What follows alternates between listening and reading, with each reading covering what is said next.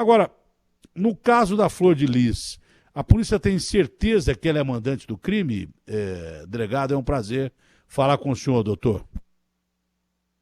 Bom dia, Datena. Mais uma vez agradecemos a oportunidade da Polícia Civil poder se manifestar publicamente e levar para a sociedade aí mais uma solução, mais um crime desvendado, mais um homicídio bárbaro que foi solucionado aqui pelo Departamento de Homicídios. Realmente nós não temos dúvidas no sentido de indicar que essa parlamentar ela participou ativamente dessa morte. O pastor Anderson morreu com 30 tiros na sua residência. Ela é a mentora dessa execução. E esse grupo foi preso, né, com exceção da parlamentar, por conta da sua imunidade. Esse grupo planejou, esse grupo tentou, por outras oportunidades, ceifar a vida do pastor Anderson, pela motivação do mesmo exercer com mão de ferro o controle financeiro daquela família. E, de alguma maneira, algumas pessoas mais próximas a ele tinham alguns benefícios que desagradou a esse grupo. Então, nós aprofundamos a investigação. Desde o começo, 2 filhos foram presos, né? A arma do crime foi encontrada imediatamente, logo após o ocorrido, e realmente é estarrecedor uma parlamentar que se elegeu pregando o bem, a adoção de crianças, falando em nome de Deus, e se comporta dessa maneira, cometendo um crime hediondo, tentando matar a pessoa que convivia com ela ali, que dava declarações públicas de amor àquela mulher, e planeja esse crime, um requinte de crueldade. Guto. Delegado, bom dia para o senhor. Algumas informações estão surgindo, tornando mais inacreditável essa história. Nessa crueldade parece que não tem limite. O que a polícia descobriu sobre uma das filhas da Flor de Lis? Porque parece que ela andou buscando no Google informações e auxílio para levar adiante o assassinato do pastor Anderson. Nas apreensões que foram realizadas anteriormente, né, a Justiça concedeu buscas e a Polícia Civil cumpriu essas buscas, que resultaram em apreensões de eletrônicos. Esses eletrônicos foram submetidos à análise.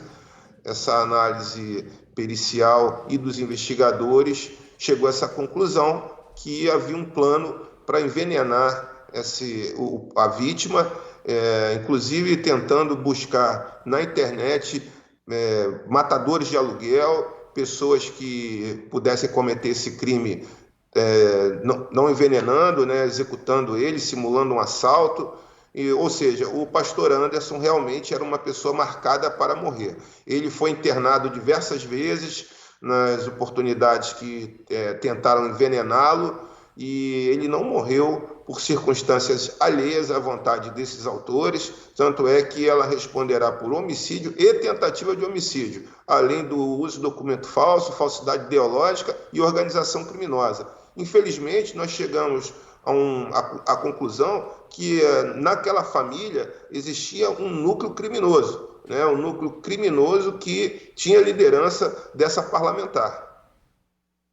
Fica difícil imaginar, porque são 7 filhos que estão presos, e todos eles, lógico, têm um grau de envolvimento nesse crime.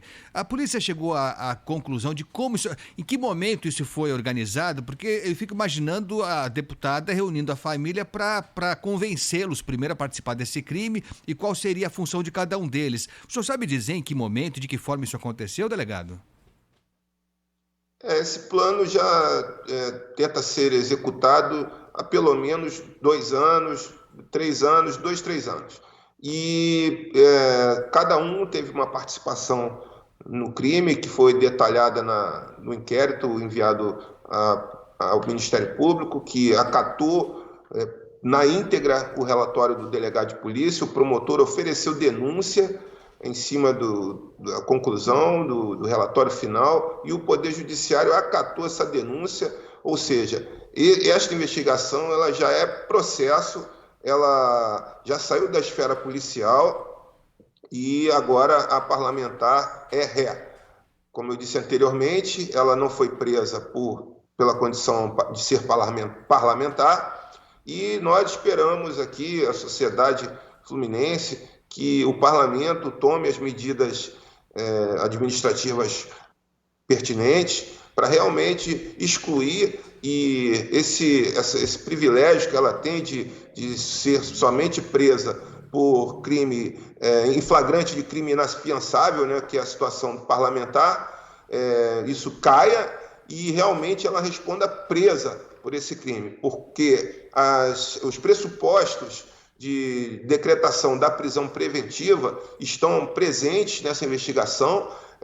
Houve uma tentativa de burlar as provas, de intimidação das testemunhas. Isso é um requisito básico da decretação da prisão preventiva, tanto é que os demais integrantes dessa organização criminosa acabaram sendo presos com a decretação das suas respectivas prisões preventivas pelo Poder Judiciário. Guto. Ô, delegado. Desculpa, diga aí. Deixa eu fazer uma perguntinha. Por favor. O lance é o seguinte: se o pastor sofreu algumas tentativas, né, de homicídio e foi internado por isso aí, por que ele nunca denunciou e por que ele nunca saiu da casa dele e estava convivendo com essa família? Ele não sabia que ele tinha sido envenenado? Ninguém no hospital percebeu que ele tinha sido envenenado ou que tentavam envenená-lo? Porque é estranho isso, é uma pergunta que eu acho que é pertinente, né? Por que o cara não deu no pé? Se a minha mulher tentar me matar agora aqui, eu não apareço mais aqui amanhã, não. Por que o homem continua morando com essa mulher aí? Datena, ele não sabia o que estava acontecendo.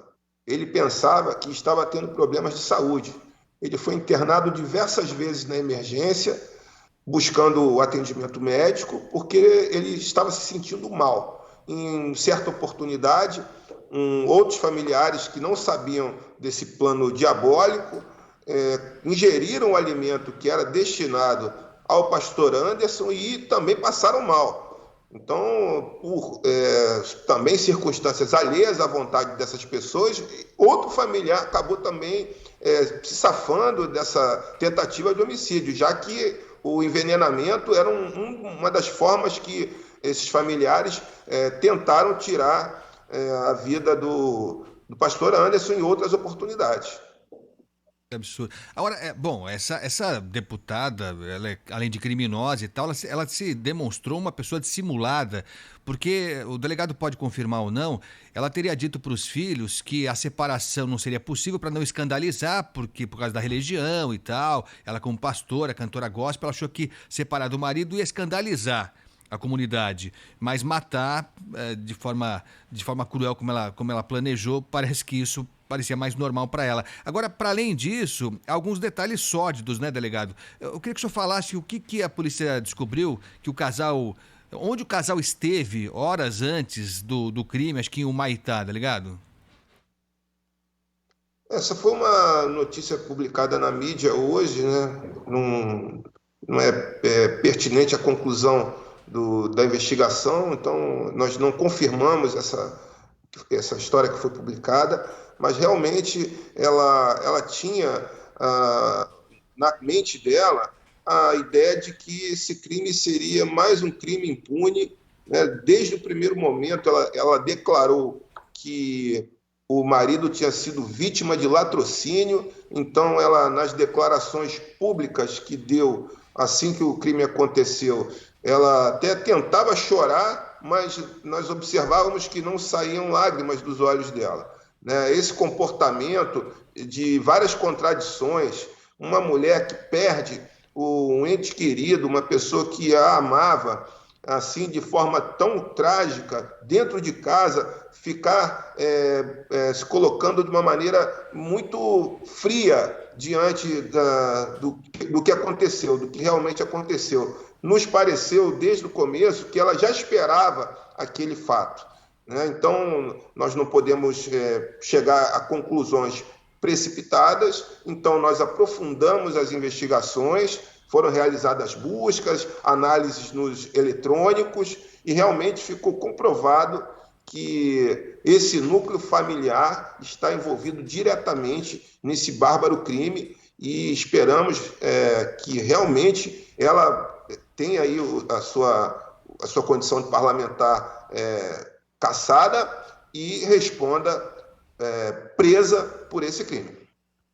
É o mínimo que se pode esperar, né, Datena? Não tem cabimento, como o delegado disse, a deputada apostou na impunidade, né? Olha, eu já estou cansado de esperar. Já estou cansado de esperar. O foro privilegiado é um dispositivo que existe para regime de exceção, para proteger pessoas ligadas à política, até autoridades, para que o regime de exceção não te mate. Por exemplo, ditadura militar. Por isso que foi criado o foro privilegiado. Mas agora não tem razão de ter foro privilegiado. Um monte de bandidos da política brasileira, bandidos que nós elegemos, alguns estão lá no Congresso respondendo por crimes graves, não é? Eles não, a justiça não chega a eles, a polícia investiga, mostra que o cara é bandido, como essa senhora, é uma bandida, esse é uma assassina, mandante de crime, chefiando a organização criminosa, mas não se chega a ela, por quê? Porque ela tem foro privilegiado. Pô, isso não tem cabimento. Foro privilegiado para crime comum, isso é um absurdo, isso não tem lógica.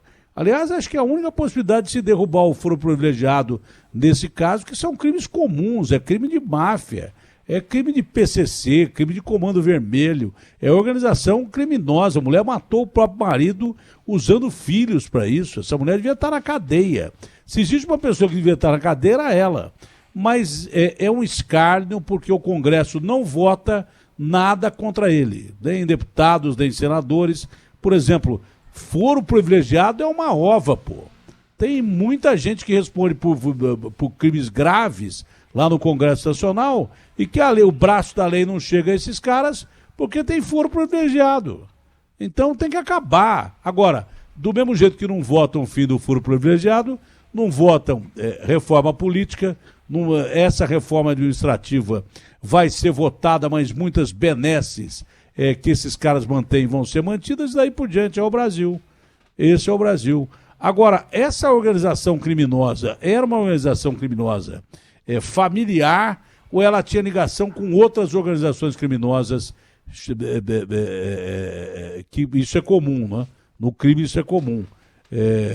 Pode ser uma máfia que age sozinha ou pode ser uma máfia que age contra as outras, doutor? Com as outras. Bem, o núcleo maior é dessa família, realmente. Eles buscaram, através de uma pessoa também que foi presa, de uma mulher, um presidiário que está condenado a muitos anos de cadeia, para que ele, de alguma maneira, ajudasse nesse plano de tirar a vida do pastor Anderson. Então, realmente, o grupo mesmo é formado por esses familiares, né? Esse presidiário é casado com uma das pessoas que foi presa e, dentre as buscas na internet, essa filha, que ela buscava executores, matadores de aluguel. Então, realmente é estarrecedor. Todos nós aqui da população fluminense estamos estarrecidos com isso. Eu acho que o parlamento não merece ter uma pessoa desse nível. Nós, como foi colocado, ela é uma assassina, ela planejou um crime, planejou matar um homem de bem, um homem que só pregava o bem, que administrava os bens dessa família aí com mão de ferro, e isso realmente desagradou. Ela, por ser a principal personagem da família, né, parlamentar, conhecida, ela ficou insatisfeita com isso e planejou essa história toda, essa história macabra. Doutor, parabéns por mais essa ação policial. Eu admiro muito o trabalho de inteligência da polícia. Esse não era um caso fácil, envolvia a deputada mais votada do Rio, mas deve dar um gostinho especial quando você bota alguém que se julga acima do bem e do mal, na linha, pelo menos, da cadeia. Agora só depende da justiça quebrar o foro parlamentar, o direito a foro especial que ela tem, e colocá-la na cadeia, porque a polícia fez o trabalho dela. Isso deve dar um prazer excepcional, porque por salário não é, né? Porque a polícia de São Paulo é a polícia das mais mal pagas do mundo. A do Rio não deve ser diferente. Então é por fazer o bem mesmo, é por estar do lado da lei. E isso deve ser gratificante quando o senhor e a sua equipe derrubam um caso contra poderosos, como esse caso aí. Parabéns ao senhor e à equipe, doutor. É uma honra conversar com o senhor. Obrigado, Datena. Obrigado por mais essa oportunidade. Dizer que a Polícia Civil realmente vem trabalhando incansavelmente. Ontem nós cometemos aqui, realizamos uma ação integrada aqui de todas as delegacias que resultou histórica, em né? 416 presos, exatamente. Maior da história. Acreditamos, inclusive, que isso é um recorde histórico e até digno de registro no Guinness Book, né, retirando de circulação 416 criminosos que estavam perturbando aqui a sociedade. Julho foi o menor número de homicídios no estado do Rio de Janeiro e agosto continua caindo, ao contrário da média nacional, que aumentou cerca de 6%. O Rio de Janeiro continua caindo, e isso, sem dúvida, por conta do trabalho que vem sendo realizado, do combate às organizações criminosas, escritório do crime, milícias, tráfico, narcomilícia. Então, bandido aqui não vai ter paz, não vai ter sossego. A Polícia Civil ela está muito unida, muito empenhada, a Polícia Militar também, em que pese essas decisões, que não temos só a decisão do Supremo Tribunal Federal, mas temos decisão também do Tribunal de Justiça do Rio, que restringem essas ações, restringem as operações policiais em comunidades. Você falou no início do nosso bate-papo, nós temos cerca de 1.400 comunidades no Rio de Janeiro, e a grande parte dela é dominada por traficantes, milicianos, né? Então, essas comunidades elas são oprimidas, o trabalhador, a pessoa de bem que mora ali, ela é oprimida, e se a polícia não se fizer presente, quem o fará? Então, assim, é uma opressão com essa população que merece ser combatida frontalmente. E o Departamento de Homicídios continua aí firme e forte, trabalhando incessantemente para tirar de circulação aí. Nós temos aqui um lema, não é só investigar o que aconteceu, o homicídio. Tudo que está por trás do crime, do homicídio, as organizações criminosas que estão por trás desses crimes, elas têm que ser combatidas, especialmente chegando nas lideranças, né? Nós sabemos que em Nova York o crime só foi derrotado quando a polícia foi fortalecida, quando a polícia foi valorizada, as leis foram alteradas e as forças policiais foram de encontro às lideranças, né? Nós temos que sempre buscar as cabeças, né? Que no caso dessa organização criminosa é liderada por essa parlamentar. Doutor, obrigado, bom dia, ótimo trabalho, parabéns aí.